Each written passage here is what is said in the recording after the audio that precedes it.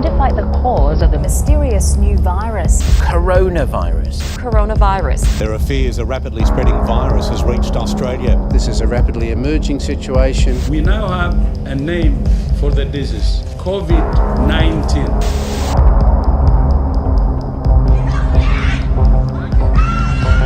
Walo na po, mga kapuso, ang kumpirmadong positibo sa COVID-19. The number of Filipinos testing positive for the coronavirus is rising by the day. Reported its second case of the disease and the country's first novel coronavirus-related death.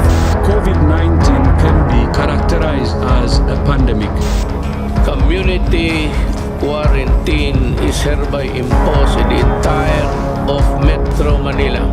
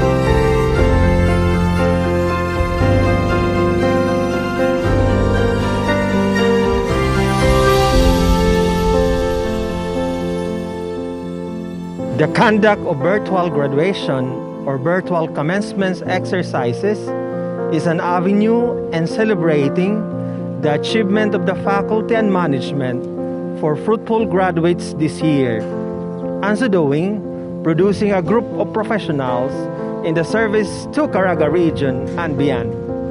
On the other hand, the conduct of this activity is continuing the tradition of the academic achievements of the students.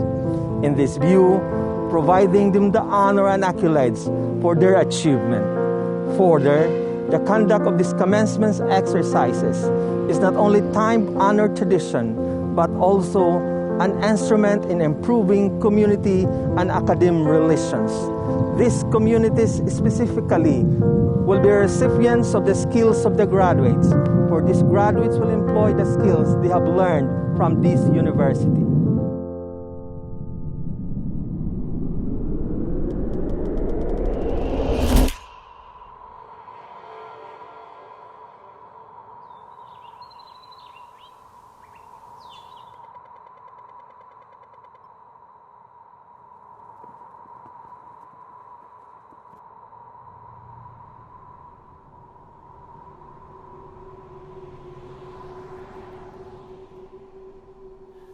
Amazing grace, how sweet the sound.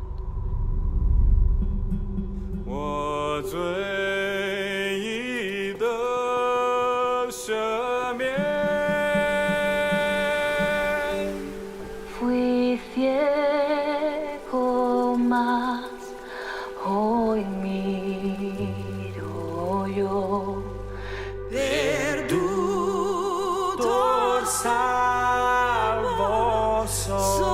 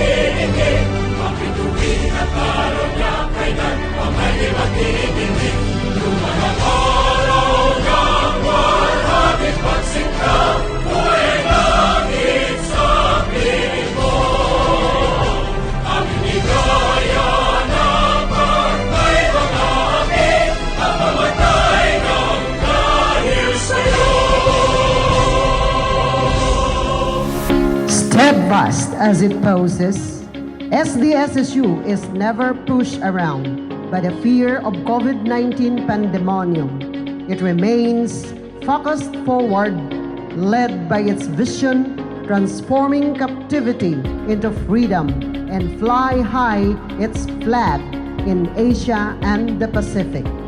Stakeholders in the global community, the Surigao del Sur State University in its 37th commencement exercises with the theme New Normal SDSSU, keeping the leaps and balance of quality and inclusive education amidst pandemic. The processional.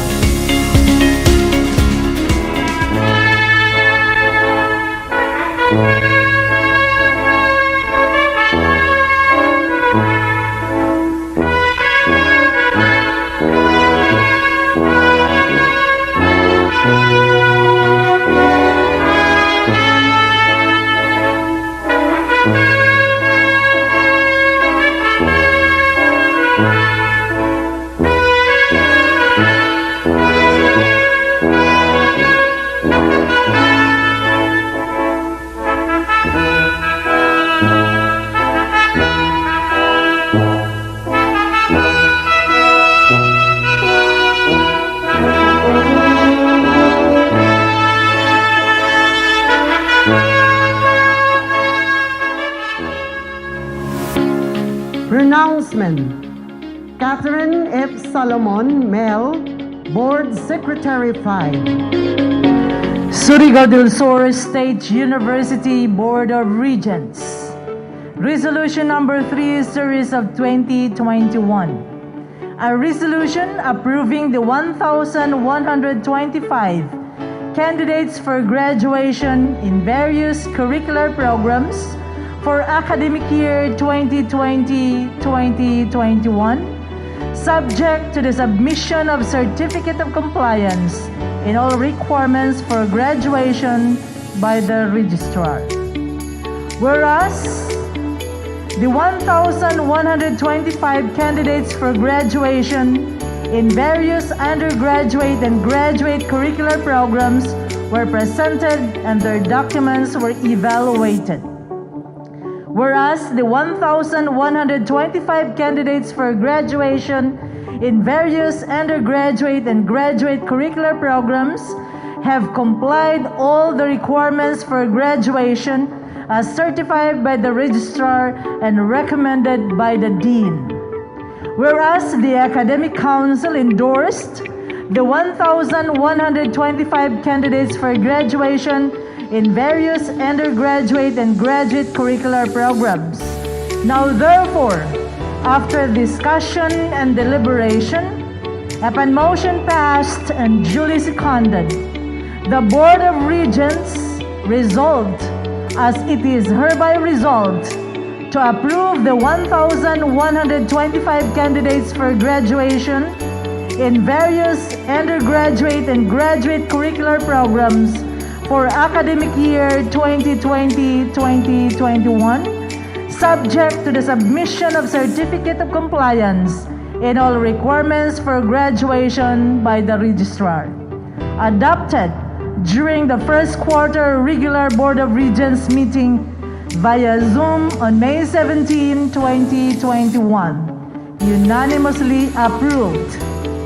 Signed by the chairperson of the SDSSU Board of Regents and at the same time, Commissioner of the Commission on Higher Education, Honorable Perfecto A. Alibin. Vice Chairperson and the University President, Honorable Basilidis Aristal. The representative of the Chairman and Senate Committee on Education, Arts and Culture, Honorable Loquin Sartorio. The Regional Director of the National Economic Development Authority, Caraga Region, Honorable Priscilla Sonido. OIC Regional Director, Department of Science and Technology, Caraga Region, Honorable Noel M. Ahok. President, Federation of Alumni Association, Honorable Ponciano G. Almog. President, Federation of Faculty Club Associations, Honorable Florecito D. Calov, and the President of the Federation of Students Supreme Government, Honorable Edgar Anthony Seaman. Certified true and correct by yours truly, Catherine F. Salomon, the Board Secretary 5. Presentation of candidates for graduation. Dr. Noelito B. Salcedo, Campus Director. To our University President, Dr. Basilidis Aristal. To our two VPs for Academic Affairs, Dr. Ramil Tumakin. To our Vice President for Administration and Finance, Dr. Florifi Orbistundo. Campus Directors, University Deans, Board of Regents members, Board Secretary Ma'am Cathy Salomon, parents, graduates, good morning. By virtue from the Board of Regents and from the University President as Campus Director of Surigao del Sur State University Cagwait Campus, I officially present the graduates which they satisfactorily completed of their respective curriculum and discipline. For Bachelor of Science and Hotel and Restaurant Management, we have a total of 26, comprises from male of 6, female of 20. For Bachelor of Science Industrial Technology, we have a total of 35, wherein 14 were males and 21 females. For electrical technology, we have only 5. And for automotive technology major, we have 9, with a total number of graduates of 75. Mr. President, we await your confirmation. Confirmation of graduates.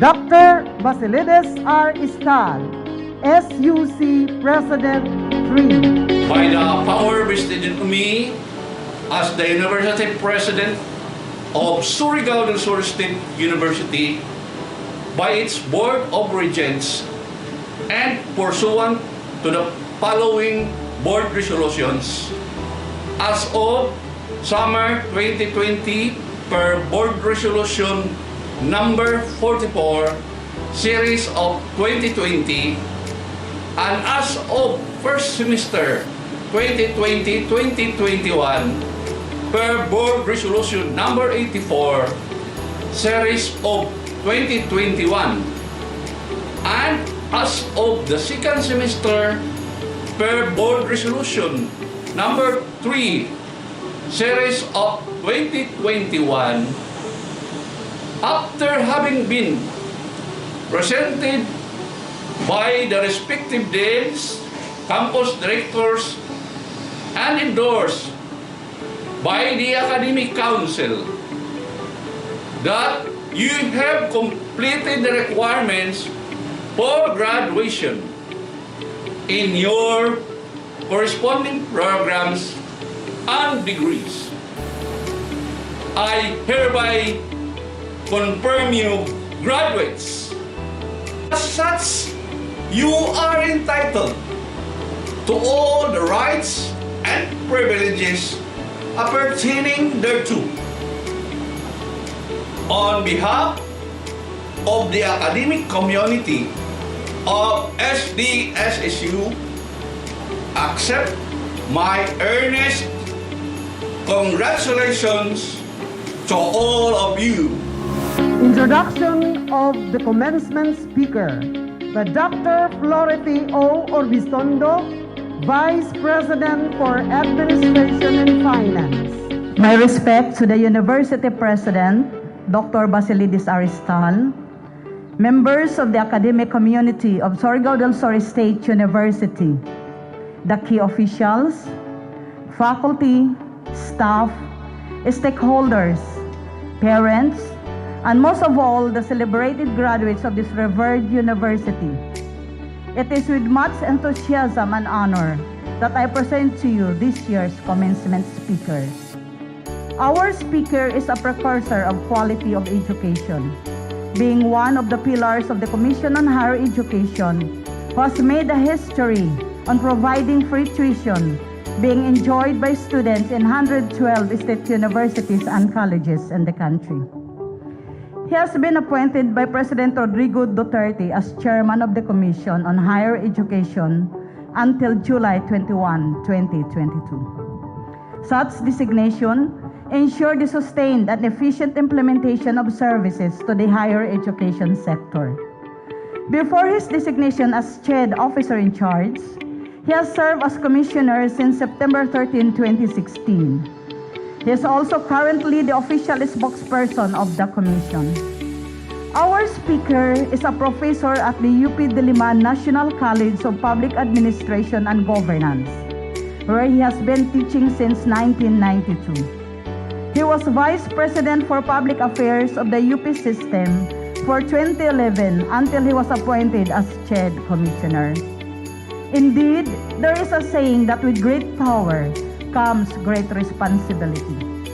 His unparalleled commitment to public service brought him concomitantly various tasks, serving as Commissioner of the United Nations Educational, Scientific, and Cultural Organizations, National Commission of the Philippines, and as advisor to the government negotiating panel with the National Democratic Front, Communist Party of the Philippines, New People's Army. Before joining the Duterte's administration, he was recognized as political analyst and decorated commentary host of the two programs on the longest-running TV network, ABS-CBN, with his programs No Filter and Toro Toro. His academic background speaks of profound achievement, making him an exemplary model as a student. Walking you through his academic formation, he obtained his BA History and Doctor of Public Administration degrees from the University of the Philippines, where he also previously served as the Vice President for Public Affairs from 2011 to 2016. He was a senior Fulbright visiting professor, fellow, at the Johns Hopkins University in Baltimore, Maryland in 2000 to 2001. He also specialized in higher education administration at the Rusher School of Education of the University of Southern California as a Fulbright Hays visiting scholar. At the moment, CHED's biggest mandate is the implementation of Republic Act 10931, President Duterte's most important social justice program, the Free Higher Education. Our commencement speaker is a known strong advocate for increasing state subsidy for higher education. With his extensive experience and long-term commitment and dedication to public service, the Sooks are confident that under his leadership and the Commission on Higher Education, the universal access to quality tertiary education will be successfully rolled out. With much pride and joy that he honored us with his participation on this year's commencement exercises, please help me welcome a man whose commitment to public service is unequivocal and whose genuine vision for the youth of the country is truly inspiring and worthy of his respect and emulation. Please help me welcome, with resounding applause, our well-regarded chairperson of the Commission on Higher Education, Dr. J. Prospero de Vera, Dr.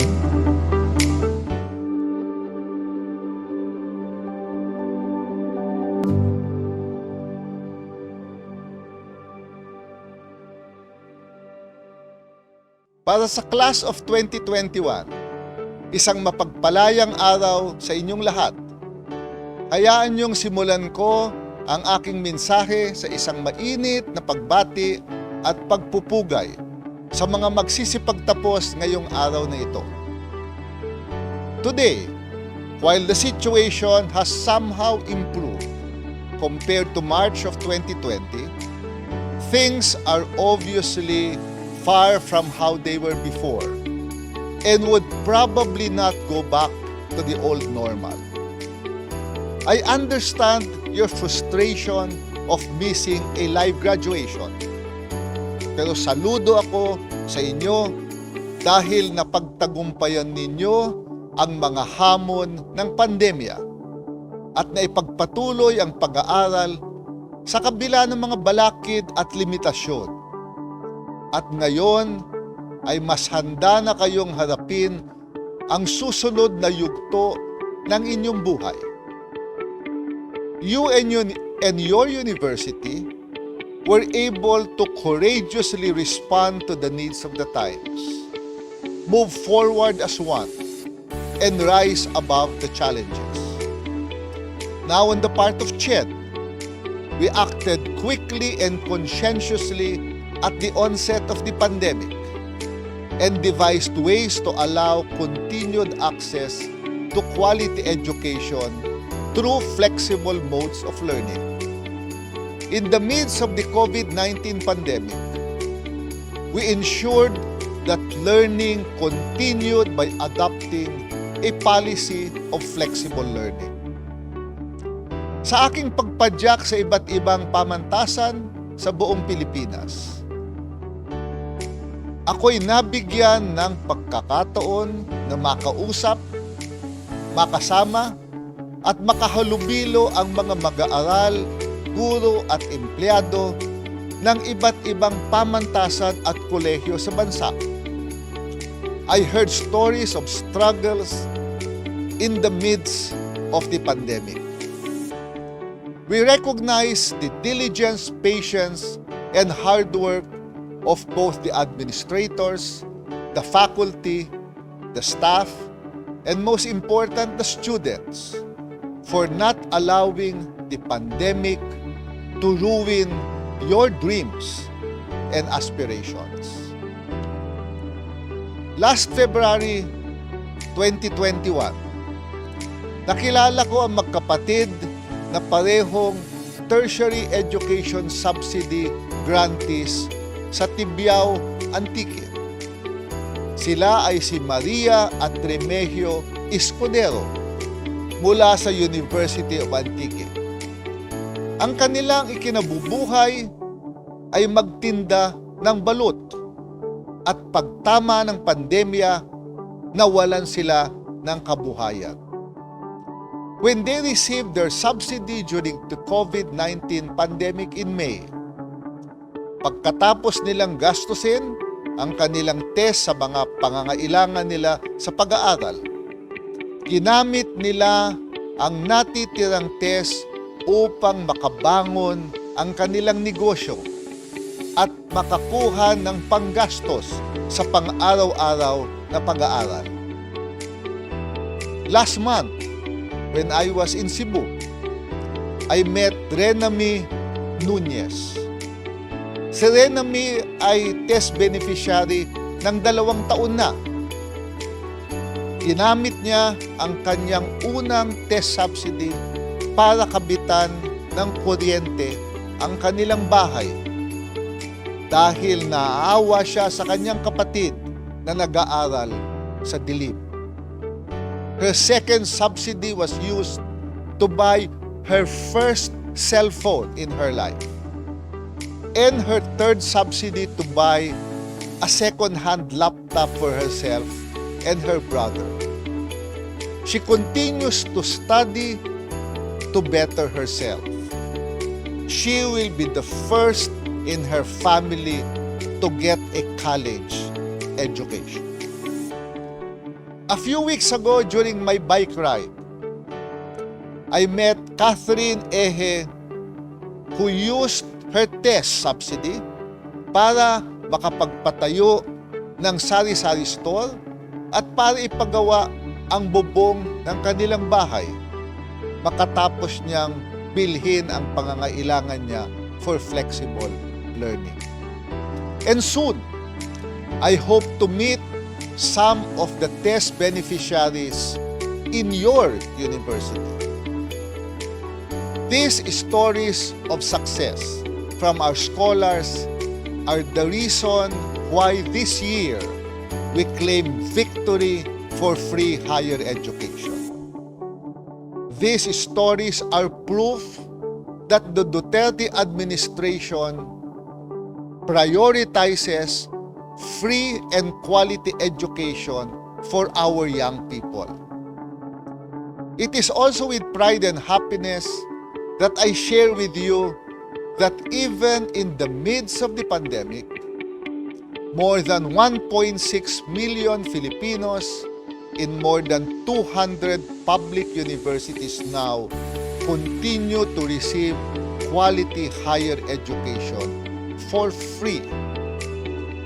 Sa iba't ibang panig ng ating bansa, ay narinig ko na mga kwento ng tagumpay ng ating mga mag-aaral, lalong-lalo na ang mga nakakakuha ng test at tulong-tulong. From their success stories, we can already claim that free higher education under RA 10931, the most important social legislation in the history of higher education, is a success.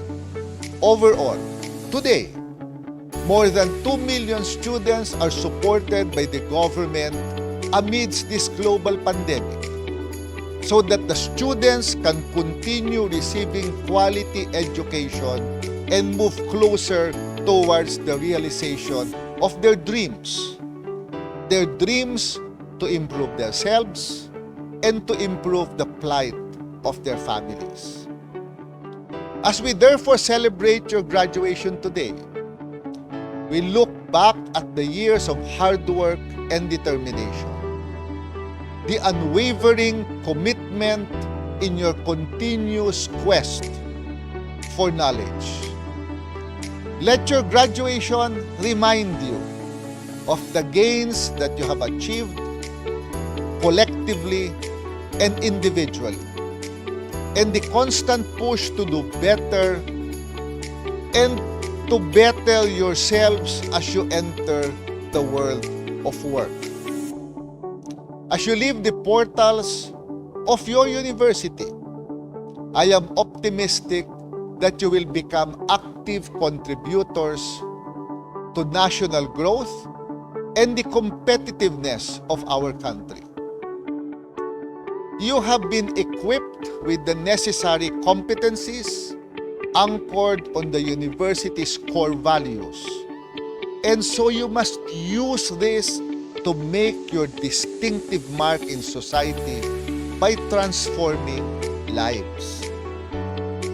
Never stop learning and continue to pursue activities that will serve as precursors of discovery to ensure continuous productivity and sustainability for our future generations.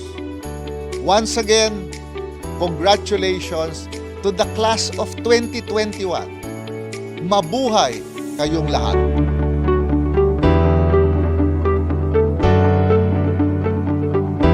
Surigao del Sur State University, Cagwait Campus. The graduating class of 2021.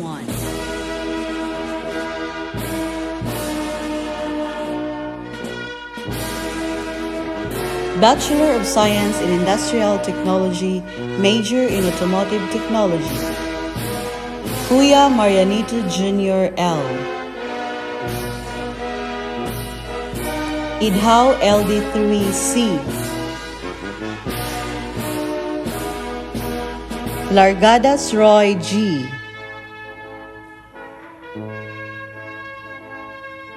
Moreno Danimar C. Payak Robert J. L. Plaza Jeff Brian U. Ruiz Francis V. Salas Anthony S. Trinidad Ronald L.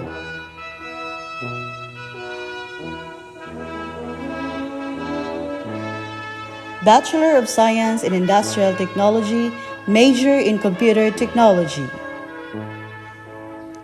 Apaw Junri G. Bushu Leomar D.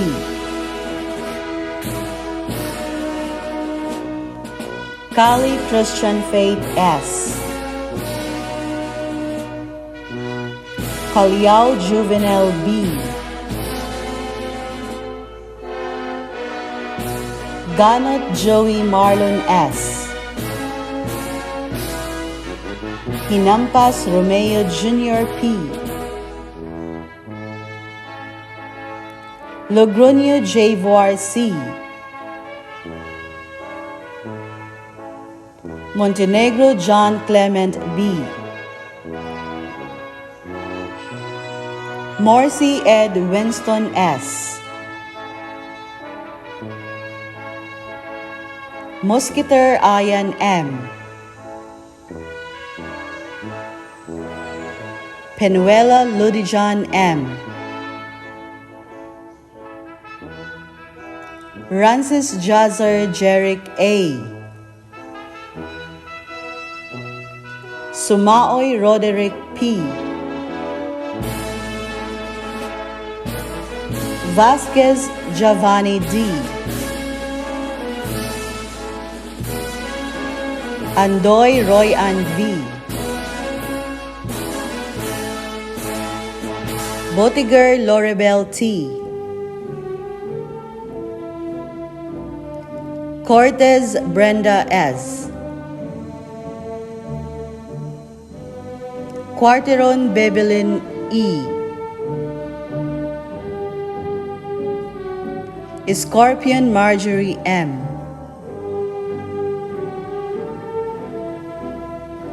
Gallego Willajane B. Galupi Helmerose L. Garcia Pamela M. Lingatong J.N. G. Logroño Savannah S. Lizada Angelica P. Lizada Karen Dulcie A. Luzada Rebecca S. Luna Juan L.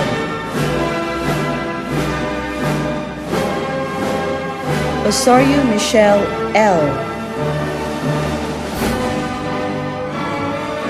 Ramirez Sheena Micah M. Ramos Maria Alexandra Ivana L. Sabido Jessa A. Samblingo Sharon Rose. Sumbiling Rhea Jane M. Vasquez Eulajane A. Bachelor of Science in Industrial Technology, major in Electrical Technology. Cañedo Rogin P. Montero Christian T. Benson Yunel L. Ronquillo Daniel N. Salili Nisli Koyen G.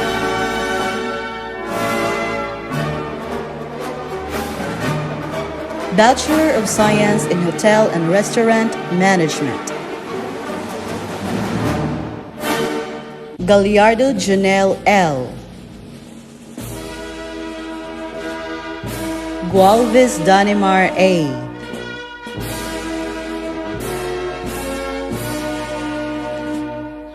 Mikin Jason I. Marisol Arnel I. Ramos Daniel A.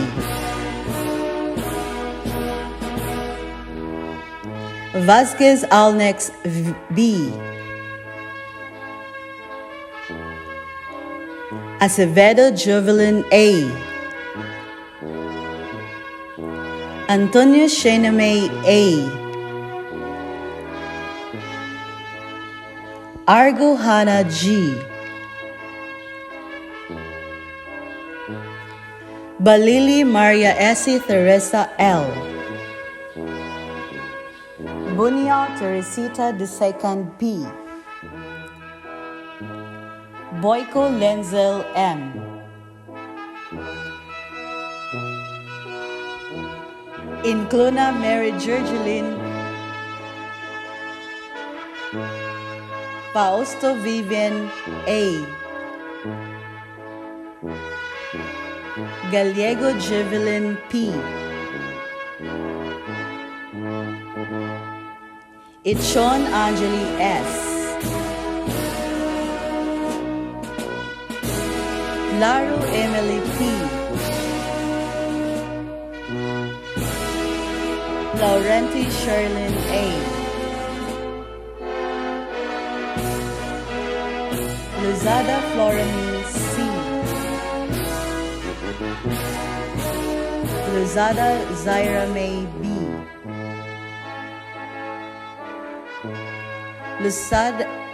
Luna Rosalita K. Murang Jane S. Petus Blanche S. Ramos Shani R.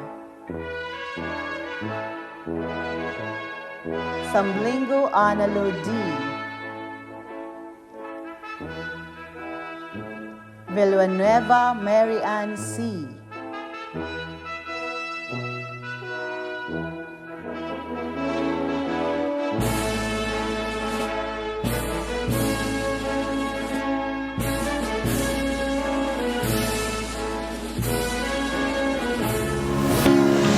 The Recessional March.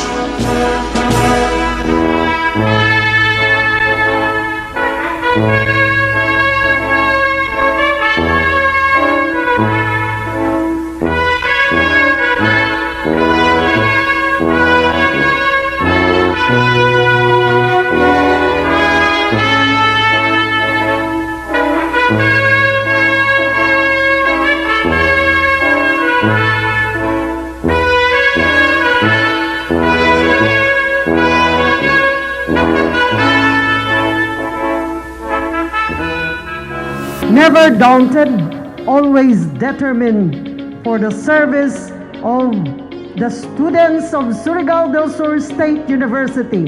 Another milestone of academic year 2020 and 2021. Ladies and gentlemen, that's our academic pursuit now on harvest. Good luck and stay safe, everyone.